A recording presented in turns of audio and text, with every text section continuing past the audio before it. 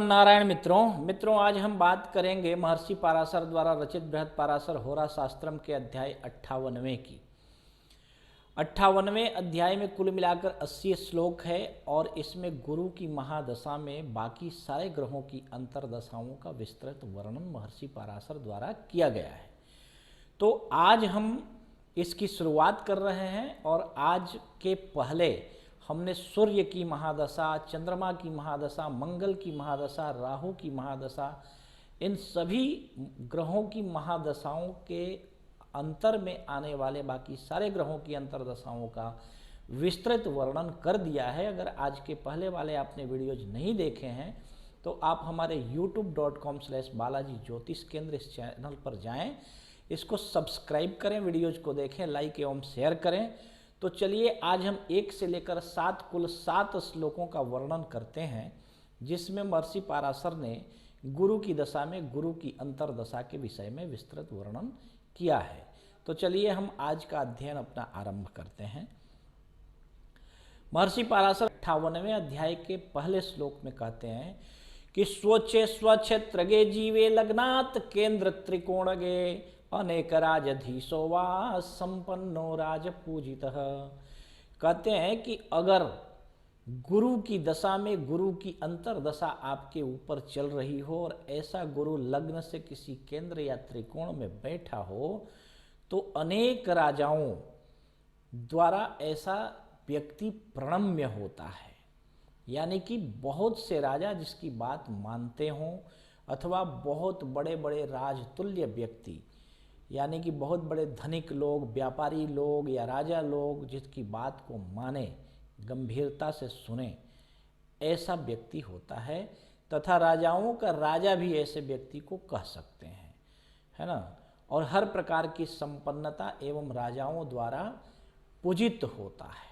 ठीक है।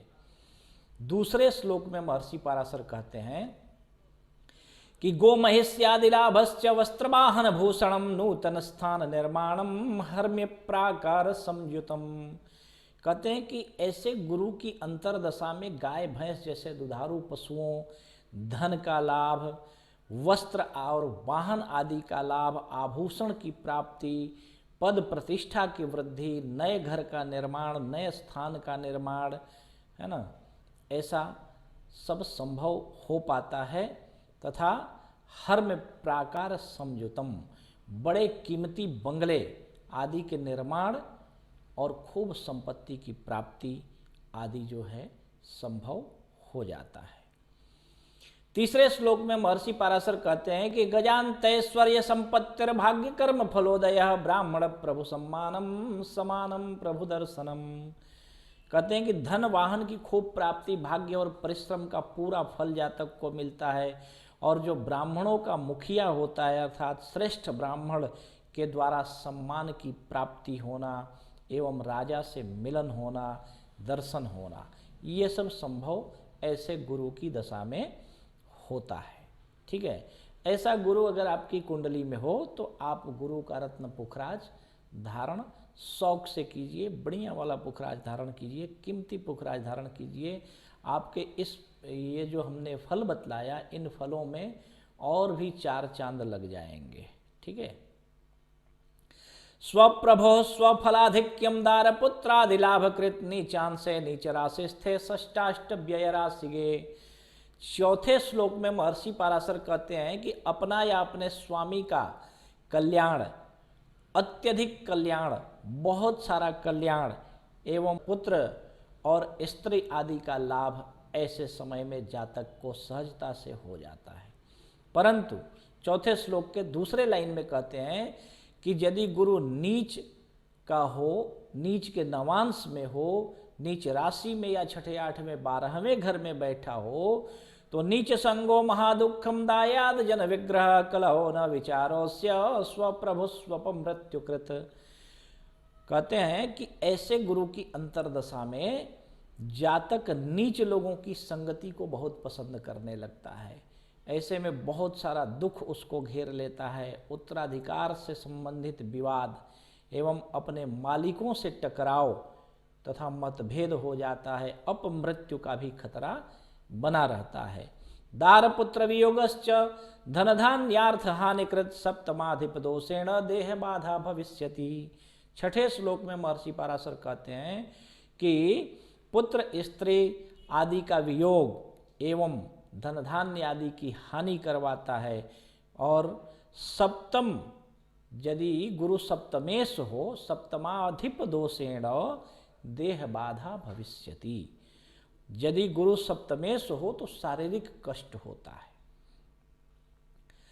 तददोष परिहारार्थम शिव सहस्रकम जपेत रुद्रजाप्यम च गोदानम कुर्यात् स्वाभीष्ट लब्धये। कहते हैं कि ऐसे गुरु के दोष की शांति हेतु आप शिव सहस्त्र नाम का जप कीजिए, पाठ कीजिए एवं रुद्रजाप्यम सहस्त्र रुद्राभिषेक करवाइए तथा गोदान करवाने से भी सफलता मिलती है। अब सहस्त्र रुद्राभिषेक करवाना तो बहुत लंबा और महंगा पड़ जाएगा। हाँ, रुद्र याग वगैरह करवाएं तो वो बात अलग हो जाती है, परंतु अगर आप समर्थ हैं तो करवाइए, करवाना चाहिए, करवाने से लाभ होगा आपको। परंतु यदि आप इतना नहीं कर सकते तो प्रत्येक महीने आप रुद्राभिषेक किसी ब्राह्मण से करवाइए, ठीक है, उसका भी भरपूर लाभ आपको मिलेगा। तो इस प्रकार गुरु अगर दोषपूर्ण हो, छठे, आठवें, 12वें में हो, 7वें में हो, सप्तमेश न होते हुए 7वें में हो, आप इन बातों का भी ध्यान रखिए कि कहीं भी अगर स्वराशि में हो, स्व उच्च में हो या उच्च के नवांश में ग्रह हो तो उसमें घर का दोष नहीं लगता है, चाहे वो छठा, आठवां, 12वां ही क्यों न हो। परंतु यदि छठे, आठवें, 12वें में कहीं और का मालिक हो और वहाँ पे उच्च और ऐसा कुछ भी ना हो और ऐसी स्थिति में केवल छठे, आठवें, 12वें में बैठा हो या सप्तम भाव में हो तो ये दोषपूर्ण होता है, इसका रत्न धारण नहीं करना चाहिए। गुरु की दशा में बाकी सारे ग्रहों की अंतर्दशा का ये प्रकरण आरंभ हो गया है। कल हम गुरु की दशा में शनि की अंतर्दशा के विषय में अध्ययन करेंगे। तो आप हमारे youtube.com/बालाजी ज्योतिष केंद्र इस चैनल को सब्सक्राइब कीजिए, वीडियोज को देखिए, लाइक एवं अपने मित्रों में, प्रियजनों में, सुहृदजनों में, रिश्तेदारों में शेयर भी कीजिए, क्योंकि आप वैदिक सनातन धर्म में ईश्वर की महती कृपा से जन्म हुआ है। तो आपका कर्तव्य है कि सनातन धर्म का कैसे प्रचार प्रसार हो, इसके लिए आप कुछ करें। तो आप हमारे वीडियोज को शेयर कीजिए, क्योंकि शुद्ध वैदिक ज्योतिष का ज्ञान यहाँ मिलता है। तो आपका भी कल्याण हो, बाकी सभी का कल्याण हो, सनातन धर्म प्रसारित हो, इसके लिए आपको भी थोड़ा कुछ करना चाहिए। आप कीजिए, मुझे विश्वास है आप करेंगे। जय श्रीमन नारायण।